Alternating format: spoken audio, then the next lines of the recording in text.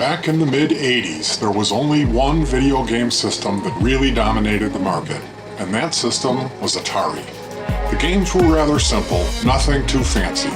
They ran on about an 8-bit platform with annoying, buzzing music. However, as a child, nothing could be more exciting than video games at home. No quarters required. Around the summer of 1986, my mother bought me a game called Adventure for Atari. Now, Adventure was a trendsetter from the start, and can still be referenced until this day. It was possibly the first action role-playing game for a home system. It also featured what many considered to be the first Easter egg in a video game. An Easter egg being a hidden program that only can be unlocked and viewed by completing a specific order of events. The Easter egg was programmed in by game designer Warren Robinette. At the time, Atari did not allow the creative staff to receive in-game credits, so Robinette took it upon himself to hide his name in the game. Adventure also featured the first ever swappable inventory in a game of its time.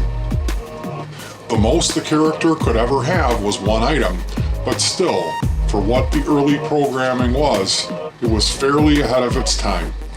Another feature was the fact that Adventure featured 3 different difficulty settings, with each setting unlocking a larger world map and more dragons and items. The game itself had a simple concept. You played the role of a knight who was given charge of finding the Holy Grail. The Grail was hidden somewhere in the kingdom. The knight would venture forth, facing dragons, an item-stealing bat, and a slew of mazes and labyrinth-like castles. Eventually, the knight would find the Grail and return it to the castle where the game began. The screen would flash, and you won. When I got this game, I really enjoyed the selectable level difficulty, and the sheer difficulty of the game as the mazes became longer and more complex. I beat the first 2 difficulty settings fairly quickly, but the third took a bit of trial and error. If a dragon ate you, for example, the game was over, no continues. If you found the Grail but the bat showed up and took it, you had to track down the bat and wait for it to drop the Grail, or entice it with another item. A sword could be found that would kill the dragons, and level 3 also featured a maze that was essentially just a series of black screens. You just had to sort of bump around the walls until you found the right way out. There were 3 different castles, each requiring its key. The Grail may or may not be in any one of the castles, so the game took some exploration to get right. I sort of became obsessed with speedrunning level 3 as the game began to get boring. I eventually had it down to about 15 minutes, and I ran it over and over again for thrills of my friends, as nothing seemed remotely out of place until the night I had a sleepover during Christmas break of 1987. That year, I knew my mother had bought me a Nintendo Entertainment System, and I was just sort of getting the last few days out of my Atari before Christmas morning when I planned to retire it forever. 2 of my friends slept over that night, Daniel and Lance. We set up and we played Adventure most of the night.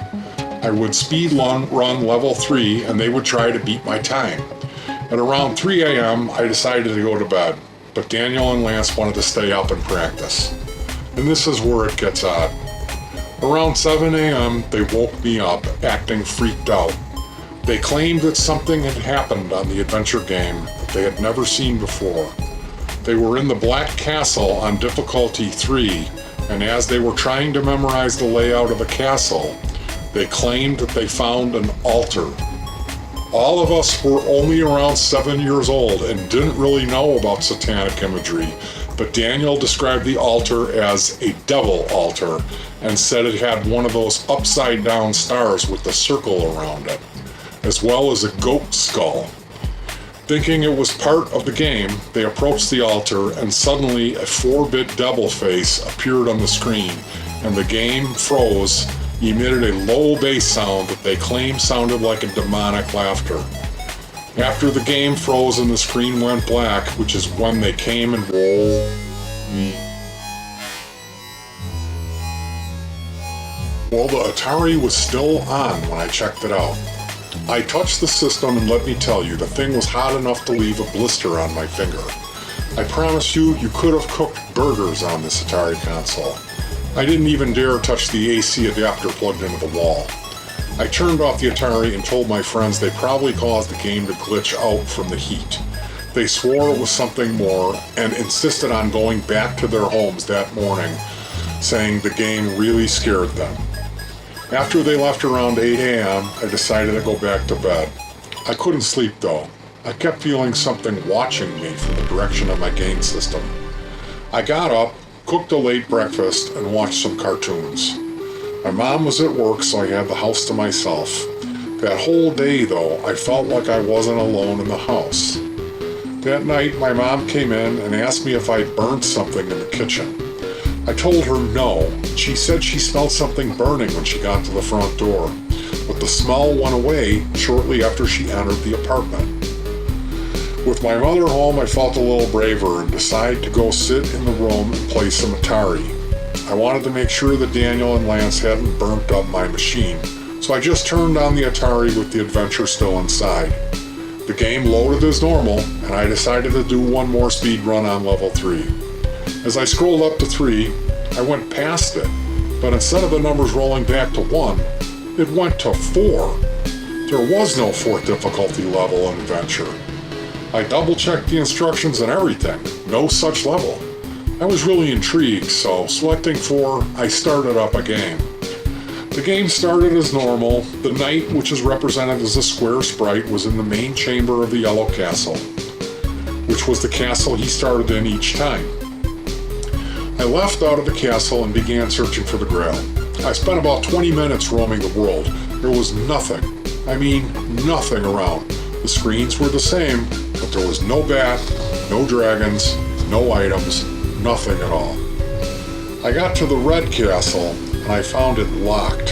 Since there were no items in the game now, there was no red key. When I touched the gate to the castle, the screen flashed for a moment, which was something new, and a text box opened, and something that never existed before in this game.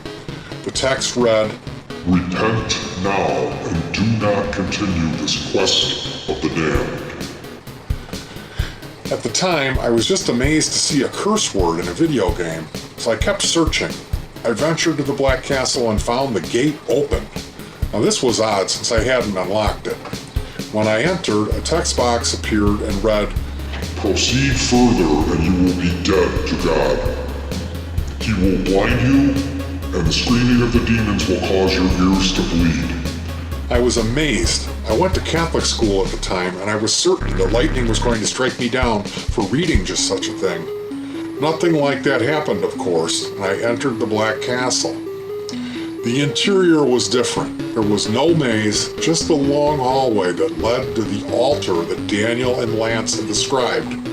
It was pretty much what they said it would be, satanic imagery and all. I wanted to see if the devil would really appear, so I walked over and touched the altar. At that point, the screen went black, and when it came back, I was standing outside an orange castle. Keep in mind there wasn't supposed to be an orange castle in this game. The entire landscape flashed orange to red, which I figured was Atari's attempt at creating the image of fire. The only option was approach the castle. When I touched the gate, text appeared that read, "You've turned the key to the gates of Nim, the city of the Forsaken. Your soul was the key." Entering the castle, I was in a large room where 3 dungeons from the game stood. They were all dead. I proceeded through the next door. In that room, there were a dozen square sprites representing people. They were flashing red and orange. Whenever I touched one, text would appear saying things like, "I hate you," or "Please give me water, just a drop, please." I entered into the next room, which was a long hallway. Every step I took to cause a new text to open.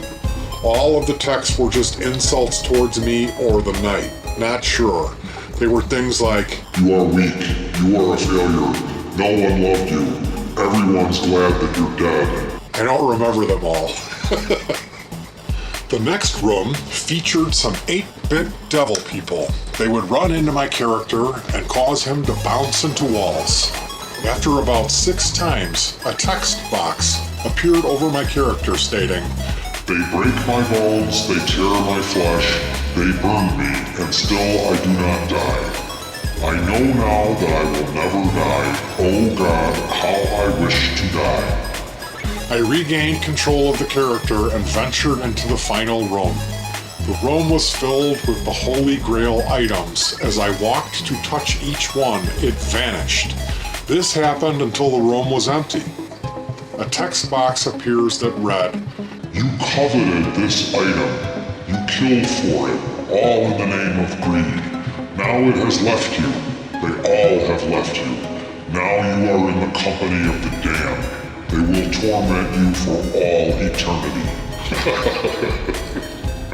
After that, I was able to control the sprite again.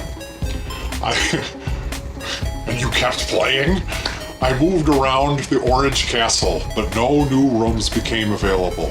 So often a new item, one that looked like a pitcher of water, would appear. I moved towards it, but right before I touched it, one of those devil people would appear and smack me across the road. The water would then vanish. I kept the game on for a few hours because I didn't know if I would ever find this secret level again.